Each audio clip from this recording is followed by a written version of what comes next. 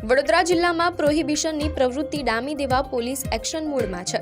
વડોદરા જિલ્લા local crime બ્રાન્ચને મળેલી બાતમીના આધારે ડભોઈ રોડ પર આવેલા પલાસવાડા પાસે પોલીસે વોચ ગોઠવીને વિદેશી દારૂથી ભરેલી એક ટ્રક ઝડપી પાડી છે। બુટલેગરો દ્વારા દારૂ છુપાવવા માટે અવનવી તરકીબો આજમાવવામાં આવતી હોય છે। આ કિસ્સામાં પણ પોલીસની આંખમાં ધૂળ નાખવા માટે ટ્રકમાં મીણિયાની ફાટેલી ખાલી થેલીઓની આડમાં દારૂનો જથ્થો છુપાવવામાં આવ્યો હતો। જો કે એલસીબીની ટીમે ચોક્કસ બાતમીના આધારે ટ્રકને અટકાવી તેની સઘન તલાશી લીધી હતી, જેમાં અંદરથી વિદેશી દારૂની કુલ 480 પેટીઓ મળી આવી હતી, જેની બજાર કિંમત આશરે 23 લાખ રૂપિયા થાય છે।